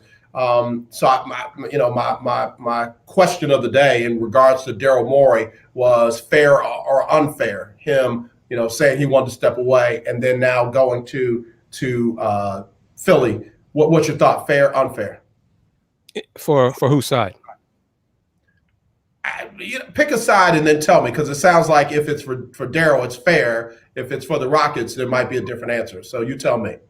I think it was fair on both sides. I think, I'm not going to mention the name of one of my colleagues, but he and I joked about probably December last season that Daryl would be gone after this season. Just a question of who's going to replace him. We were joking around that it'd be one of Tillman's sons put in charge. So we thought about even then that Daryl was gone regardless. Just a matter of time. Yeah, I felt that because my contacts in the NBA office was that they literally told Tillman, you cannot fire him over the Hong Kong thing. You right. Cannot fire him, because that was going to be a bigger issue if he fired him after that. So it kind of gave me the thought that maybe Tillman was ready to move on from Morey, but again, he had a recent contract. Yeah, he signed that 4 or 5 year contract extension, and I think that extension was based on the looks he was getting from the Sixers at the time 2 years ago. So Tillman is his own man, for better or worse. Yeah. I think Rocket wise, he hasn't endeared himself to the fans and what he's done so far. Right. As a U of H alum, U of H alums love him for what he's done for athletics over there and for the Fertitta Center being built, and all those things. So you see the good and bad of Tillman here in H-Town. Clearly the pandemic has impacted him business-wise, and I think he has been forced to pinch pennies with the Rockets and some moves since he's taken over. He claims different. I think many of us beg to differ with that, but he is what he is, and I wish the new head coach the best of luck. Let's get on him now. Kris Gardner, Houston Roundball Review, joining us here on Throwback Thursday on the lunch break. Stephen Silas, of course, I jumped in the Google sphere and dug down. Been an assistant or scout since 1999. Son of course, Paul Silas, longtime head coach in the NBA. 47 years old, first head coaching job in the NBA, but he's been head coach on different levels. What do you think about this hire? What do you think it says about the direction of the organization? I think it's a very good hire. I think it's a safe hire. I also think it's an inexpensive hire. As we touched on in previous appearances with me on your show, I didn't see Tillman spending $6-7 million per season for a head coach like Ty Lue or Doc Rivers or a huge name like that. But Stephen Silas, wow, it's weird to say that I'm older than him by a year, but he's qualified for this job. And as brother to brother, I'm glad he got the job. I hope he does a great job here with the Rockets. I think he's capable offensively and defensively because both sides of the court are important to him. Mm-hmm. And it's a question of having the right personnel and the players believing in what he says. He's prepared. He will be prepared. The players will be prepared. That's not a doubt in my mind. He's got to get the right personnel now to get it on the court. Gotcha.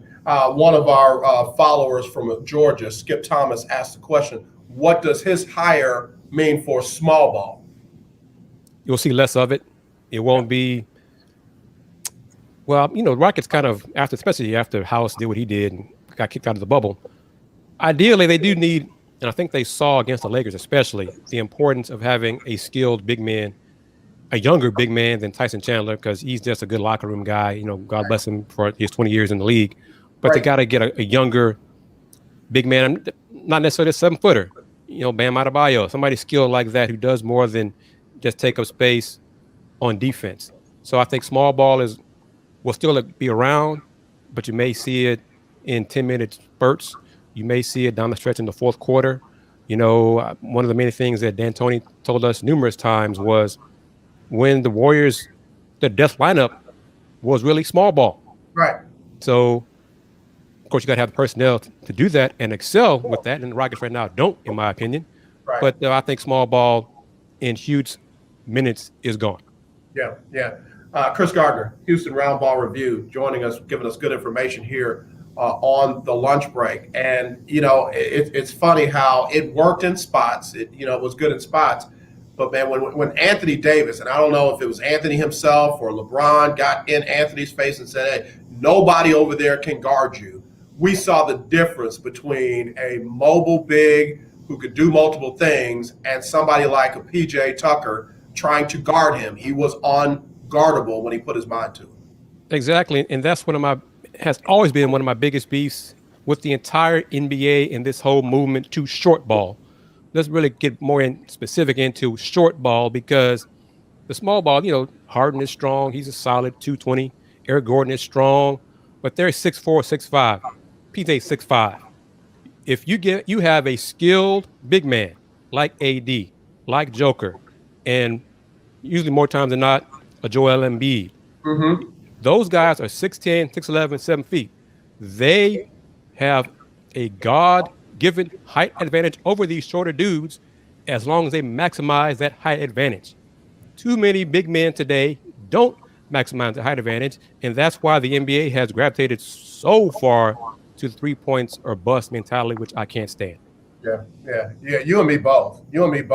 I like the fact that they have guys out there that are 6'9", 6'10", 6'11", that can hit the three. But literally, again, when whoever moved Anthony Davis down on that low block and said, dude, eat down here. We're going to give you the ball, you just eat. It changed everything, in multiple series throughout the playoffs. And keep in mind, even if you have, and AD is not a great post-up player. He's not really as comfortable down on the block as he probably should be, but that's more of he grew up a guard. Right. Then he had a growth spurt. Exactly. In his late teens. So, but if you have a skilled big man who can score in the post, what will it cause your opponent to do? Either you're going to allow him to kill you one-on-one, or you do what? Double team and triple team. Which you do what? Open up 3-point shooters. Yep. Same thing.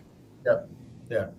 Again, I'm pretty excited about the young man, Stephen Silas. I'm excited that is him, and I'm kind of even excited that they're going with the youth movement. I am on record of saying that I did not want Jeff Van Gundy. I mean, at that point, it didn't matter to me who it was, long as it wasn't Jeff Van Gundy. To me, Van Gundy was the girl or the guy that you broke up with, and you remembered why you broke up with him. It wasn't those, I don't know why we didn't work out. We always got along. They didn't always get along. Right. Van Gundy, a lot of folks have forgotten, it was an issue. It wasn't like he was so good that the Rockets said, you're too good, we're going to have to let you go. And to go back to that, to me, would have taken the team backwards. And JVG when he was here, he never left the building. He would have some press conferences with us. It seemed like he just woke up. He looked so tired and disheveled because he lived and breathed, and every waking moment was basketball. He took it so seriously that I think he burned himself out. TV is good for him. I don't see him returning to coaching and that personality, his mindset changing at all. At some point, he'll burn out again. So why risk that in any organization, really? Because I'm not sure it's in his genes to change that mentality and that grind of being a head coach and a lifer and living at the facility and all those things. I'm not sure he can change that mentality. I'm looking forward to Stephen Silas. Luke, I've known Luke for half my life, but I'm not sure he'd been the best fit for the Rocketeer. So I'm glad they went with Stephen Silas. Yeah, and again, I'm on record there. I would have preferred John Lucas or Kelvin Sampson. And I know a lot of folks have come in, you don't know basketball, Kelvin Sampson. Like, you don't know basketball. Dude's won on every level. The dude is definitely a player's coach. They understand him, and he knows how to win with less. And, oh, yeah, by the way, we got a little less than other teams have right here with the Houston Rockets. So I would have been fine with any of those two. And now I'm okay with what we got with Stephen Silas. And as far as Kelvin Sampson, I wonder if, obviously he and Tillman have the U of H ties. I wonder if Kelvin told Tillman early on, I'm going to stay here. I love it here at U of H. I don't want to go to the Rockets. For whatever reason, maybe he didn't believe that he could win a championship there, or he just felt more comfortable at U of H. Because you did not hear Kelvin Sampson, other than you, right, pushing for him. I didn't hear his name being bandied about too much for the Rockets job. Gotcha. Kris Gardner is with us from Houston Roundball Review on our Throwback Thursday. Will Silas have the voice and the credibility with Harden and Westbrook? I hope so. The players discussed it over the weekend and understood that Stephen was probably the best of the three that they really wanted to be their coach. Right now, Stephen's riding high when he was on the Mavs staff last season with Luka and Porzingis and those guys. They had, as we heard many times in the playoffs, Dallas had the highest efficiency rating offensively in the history of the NBA. Okay, I mean that's great. Sounds fantastic. I didn't move my needle at all. But in terms of Stephen and his offensive mind, I think he is a good fit for the Rockets. But it's on the players. Now, if you put in the word, this is the guy you want, now it's up to you to bust your butt for him. Because you and I, we could talk about this because for years, I have believed that at times, brothers have taken advantage of other brothers as coaches. Wow. They don't like the authority figure in them. They remember them as assistant coaches and didn't appreciate them being in the number one chair, and then work as hard for those coaches as they would for someone who did not look like them. So it's on the players now. You got who you wanted. Stephen Silas is qualified for the job. No doubt in my mind. But give him the same respect that you gave Mike D'Antoni. Work your butt off day in, day out. I'm glad you brought that up, and I'm glad you brought it up here on the show because a lot of folks don't understand that is a real phenomenon. That is a real dynamic that if you're not from the culture, you don't understand it, and B, if you've never seen it and experienced it, then you don't understand it. So you go with the whole, oh, that's not real, you're just race baiting and da-da-da-da. There are a lot of young people that grow up that never see another person that looks like them in a position of authority. And then when they do see them in that position, they expect, oh, okay, I know he cool, I can do what I want to do. And then when the person exercises that authority on them, then now they mad, they don't play as hard, they don't do the things that they would do for another coach. Now he's a sellout, now he's an Uncle Tom, now he's all these other things, when all he's doing is what he's supposed to do in that position of authority. And it's a real thing, and I'm glad to hear you bring that up. Again, how do you think it'll go? I choose to believe, and right now it's a hope because we haven't seen it yet, right, but based on the veterans on the Rocket squad, it won't be an issue because of who these guys are. And that's what I'm going with right now. We saw James have issues with Kevin McHale. Kevin McHale's old school coach. Yep. And James did not like that kid. James is more of a new school player. Yep. Stephen Silas he's got a mix of it. His dad definitely was an old school player. But Stephen he's this generation. He's a younger dude, and he knows how to push those buttons. And I believe that the Rockets players will give him full confidence and work hard day in, day out and not take shortcuts. The thing I love about Stephen Silas coming is the versatility. He's coached overseas, so he has literally had to work and communicate with guys that, there might have been a bit of a language barrier there. Obviously, he's worked with some great players down there in Dallas, and I love what they have down there. So I got a lot of hope for this thing. I got to take a quick break. When we come back, let's talk about the landscape of the team. How different might it be in the next season, or are we going to see more of the same? We got Kris Gardner joining us here on the lunch break on the legendary KYOK and the all-new 92.3 FM. Quick break. We'll be right back. Again, I say unto you, if two of you shall agree on earth as touching anything, it shall be. This is Barack Obama, and I want to talk with you about the choice you have for your next U.S. Senator. I hope you'll vote for MJ Hager. MJ served 3 tours in Afghanistan as a combat search and rescue pilot, receiving a Purple Heart and Distinguished Flying Cross with Valor. She's also a working mom who knows the struggles families face to afford health care, which is why she'll fight to protect the Affordable Care Act. Progress we all worked so hard to achieve, and Republicans keep trying to repeal. And MJ is firmly committed to making the reforms we need to address systemic racism and create a more fair and equitable America. And that's why, whether you vote early or on November 3rd, I hope you'll join me in supporting Democrat MJ Hager. We need her in the United States Senate, but she needs your vote to get there. I'm MJ Hagar, and I approve this message. Use of military record does not imply endorsement from Department of Defense. Paid for by MJ for Texas. My name is Gary Bledsoe, president of the Texas NAACP. The upcoming election is one of the most important elections in the history of this nation. Elections have consequences, and after the death of the legendary Ruth Bader Ginsburg, things that have been done by the courts to grant rights to racial, ethnic, religious, and other minorities are seriously at risk. The chances for the survival of Obamacare and affirmative action seem to be remote at best.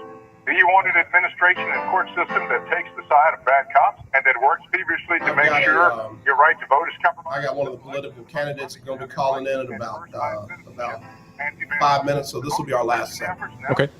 Thanks, man. Are a clear reminder of years past. They are reducing polling places, drop boxes for absentee ballots, permitting abusive poll watchers to abuse voters, and a host of other activities. Vote in honor of your ancestors, and please report any irregularities to the NAACP. Paid for by the Communications Workers of America, District 6, Claude Cummings Jr., Vice President. You're listening to 1140 AM and 92.3 FM, the legendary KYOK. Hey, you want some sports with your lunch? Well, tune in to the legendary KYOK at the lunch break. And I'm Raven Rogers. All right, y'all. We are back here on Throwback Thursday. I'm AJ Jones. We got special guests joining us right now. It is none other than Kris Gardner, founder, editor, everything for the Houston Roundball Review. And, man, I was on the website. I love what you got going on over there. Kris, before the break, we talked about the landscape of the team. Rockets don't have a whole lot of flexibility, don't have draft picks in the upcoming virtual draft that's going to take place in mid-November. So is what we see what we're going to get, or what kind of exchanges do you expect with this roster heading into this next season? I don't believe there's going to be any major changes. That means I think Russ will be here, James will be here. The best assets for trades are Eric Gordon and Dan Woodhouse. I still struggle seeing House being back here with the Rockets based on how he left and what he did to get kicked out of the bubble. I'm not sure how many teammates still trust him. And if they have passed it on to Raphael and Tillman, then that means House is gone with the Rockets. So that might not be a bad thing for both sides, because maybe House can go to a better team, better fit situation for him, and Rockets can get something back for him, an asset they can use. But nothing major right now. Like I said, if the team struggles and loses from whenever the season starts, December or January, February deadline, things will be done. Gotcha. But nothing right now. I don't see anything major happening, no. So Russell Westbrook, James Harden, Robert Covington, who am I missing? Oh, Eric Gordon. And PJ. And PJ. Okay. All right. Austin Rivers still there? No, I think he's going to try to get a bit more money somewhere else. What about Jeff Green? Jeff Green was a bright spot, man. Green was a bright spot. And he's 6'9"-ish. And he might leave to get more money elsewhere too. And I thought he would get a lot of attention after the way he performed in the bubble. One name to keep in mind, and my brother, young lion Kelly Iko with the Athletic. He keeps pushing David Nwaba, who should be healthy from his Achilles injury that he missed most of last season. The Rockets are expecting him to do well, healthy, to make an impact on this coming season. So he's a 3-and-D kind of guy and do more things. So he's going to be part of the rotation, assuming he's healthy and 100%, which right now he is healthy. You know, it's funny you say that because one of the things that the Rockets, I don't think, did a good job of filling in the hole of was, of all people, Trevor Ariza. I don't think they did a great job in replacing Trevor. They got guys who could do some of what Trevor could do, but not what you just described, 3-and-D. Because Trevor every night was guarding the best player on the other team when they were going man-to-man and before, any kind of switches. So we're thinking Nwaba could be that guy. I think so. I believe so. I mean, House, he wasn't in it. He was on the team, but then they had money issues and he left the team. Mm-hmm. So, and then when he left, they didn't have anybody to fill his role at that time. And you see what he did when he was healthy and played better and added to his game, how much the Rockets really benefited from his improved game. But then he did in Orlando and got kicked out. Right. So I don't believe they're going to depend on him. And now you have somebody like Nwaba who can come in, and he's a 3-point shooter, great defensive player. Of course, this is what he was before he had the injury. Mm-hmm. So we'll see how much he has gained back from that post-injury. What's in Caboclo? What's the situation with him? Well, depends on who you ask. Since you're asking me, he's still potential, and potential means you haven't done it yet. Done it yet, right. So that's why I'm going to. He still hasn't done it yet. He's got some skills, but he hasn't done it yet. Kris, before we go, Kris Gardner joining us here from the Houston Roundball Review, talking about the Rockets. So who's the big man on the horizon? Who's the person that they're going to bring in here to try and give them at least another option if small ball or short ball is not the way to go? Who do you think they can get to come in? Well, right now, I mean, I know I saw some rumors. Right now, rumors. It's really one thing the Rockets have is just rumors, because you got to decide if they're going to make trades and break up the Eric Gordon, who, Eric, when he's on, he's on. Yeah. But he has trouble staying healthy, whether it's knees, ankle. So he may be involved in a deal. But if you can trade him to Orlando for a big from Orlando, maybe that happens. Mo Bamba. Mo played with Texas UT. Yeah. He's young. He's got a promising career. May not be best fit for Orlando anymore. So that's, a possibility. But money-wise, exceptions, I'm not sure how many veteran big men will come to the Rockets, because you got to convince them that you'll utilize them and not still be playing small ball. Mm-hmm. Yep. What's crazy is one of the reasons why Dwight Howard got sent out was because Dwight wanted to be more part of the offense, and they were told him that that's not going to happen. There were others, but I know that was one of the ones on the table. Like you said, a big man's going to have to be convinced that they will be a part of the offense in Houston. Right. And that's where, I guess Raphael and Steven Silas are going to have to say, trust us. We are going to use big men. We are going to use you in the post at times. And then it's up to the agent of that player and the player to say, okay, I'm going to put my trust in you, and I'll sign for $8 million to go to the mid-level full-time for the Rockets. I think they should still have it. Well, it depends on the salary cap and what the number is going to be, which the players' owners decide on probably within the next day to week. Well, Kris, I know you're going to be right on top of it all, man. A lot happening down there with the Houston Rockets, some of it very good. So we'll keep our eyes open. Tell everybody where they can find you and follow you with all the great work that you do, my brother. I'm on the website, Houston Roundball Review, and also www.thehrr.com, Twitter, TheHR Review, Instagram and YouTube, Houston Roundball Review. And remind everybody to go vote if you haven't done so. I voted at Toyota Center on the first day, October 13th. No issues. Got in and out. I had my mask on. They had the handy wipe thing as well, and they gave me the finger glove to wear also to use on the screen. Got in and out, no problems. I think the room had 20, 30 voting booths. No problem whatsoever to go in and vote. So if you hadn't done so, do your American democracy duty and vote. Kris, thank you, man. Couldn't have said it better. Brother, be safe out there. Take care of your business. Take care of that please, man. We'll talk soon, okay, Kris? Sounds good, man. AJ, thank you as always, brother. All right, y'all. Kris Gardner, always a pleasure having him drop on the lunch break on the legendary KYOK. I've got one of the candidates joining us now, and it is none other than MJ Hager. MJ, why don't you go ahead and introduce yourself and tell everybody why you're running for office. Took an oath to our Constitution when I put on the uniform and served in the military, and I see a threat to our Constitution now, and I feel like just because I took off the uniform doesn't release me from that oath. Whether it's the violent removal of peaceful protesters and clergy from Lafayette Square, let's not forget about that, authoritarian kind of trampling of our First Amendment rights, or the necessary, criminal justice and policing reforms we need. I don't know. I see the country that I love so much just not reaching our full potential, and the people who would use their position to serve their corporate donors and serve themselves instead of their constituents. But my personal reason is because I've got two small kiddos. I've got a 3-year-old and a 6-year-old, and I just want to protect the world they're growing up into. I want them to have job opportunities and be able to breathe the air and drink the water and marry whoever they want, and live in a country that if they decide to put on the uniform, I want them to have a stable foreign policy environment as much as possible, and a good reputation with our allies. And I just think we can do better. So we have to do better.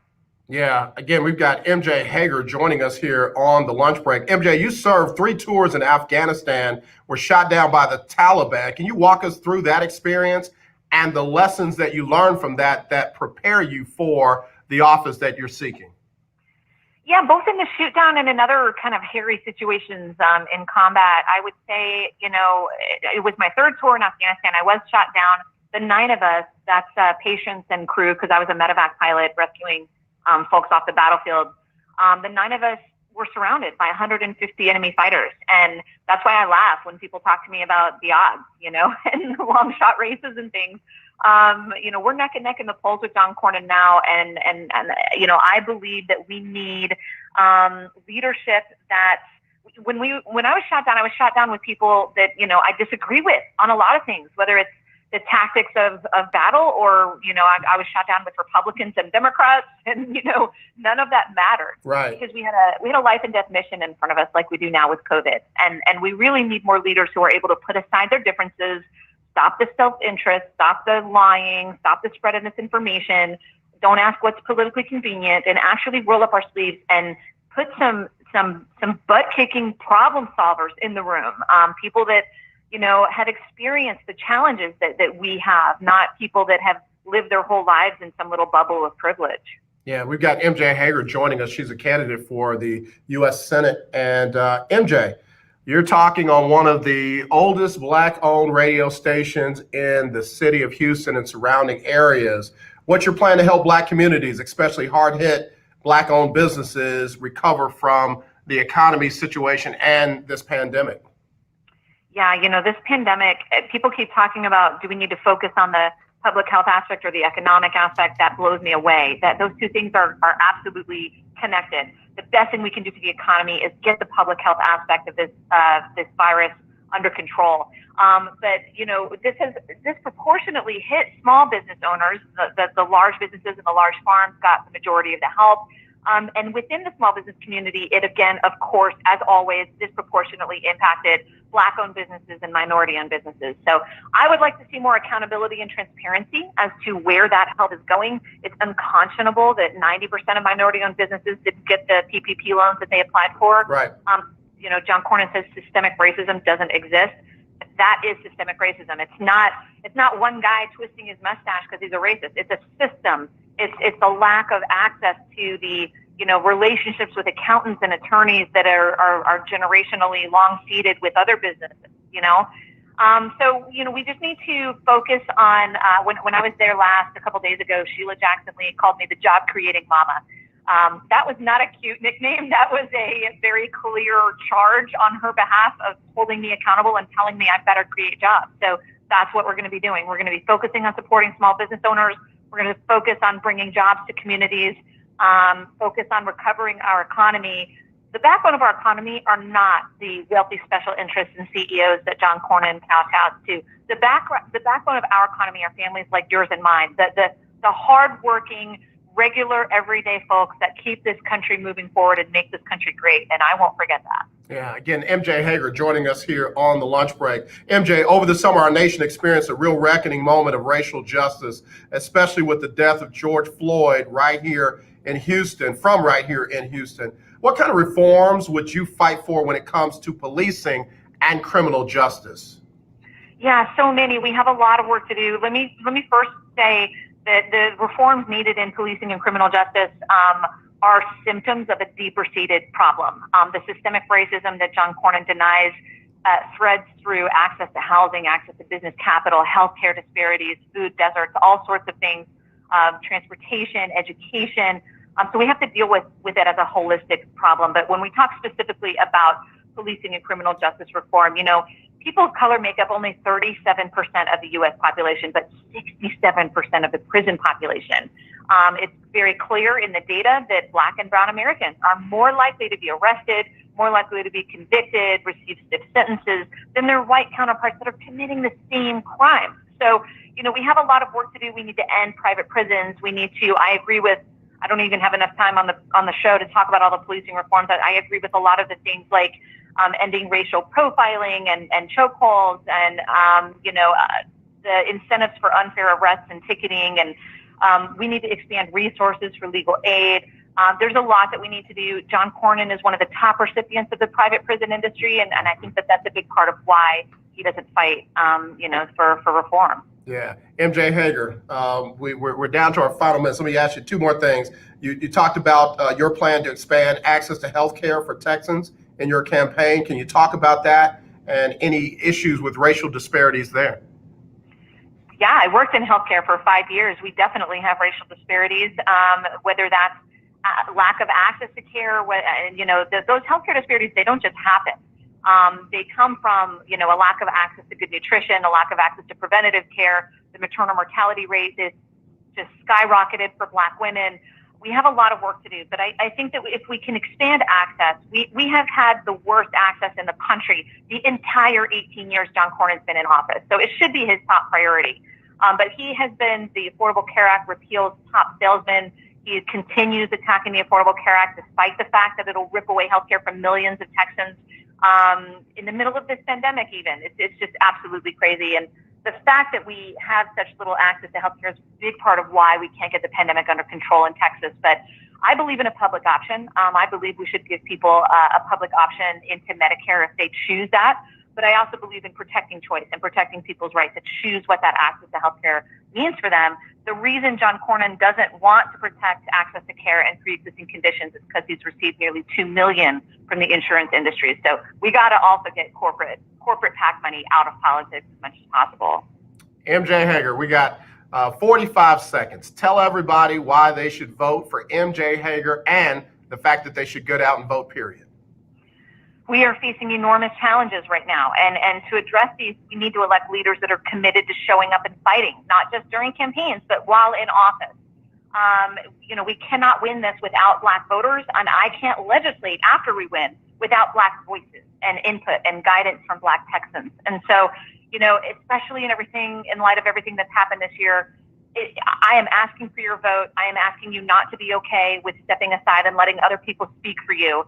Get to the polls and have your voice heard. MJ Hager, again, she's running for U.S. Senate, and we just thank you for making the time to come and talk to us and our listeners. We appreciate you. We're praying for you, and we wish you well, MJ. Thank you so much, AJ. You stay safe out there. Talk to you soon. Okay, you too. Okay. All right, y'all. That's MJ Hager.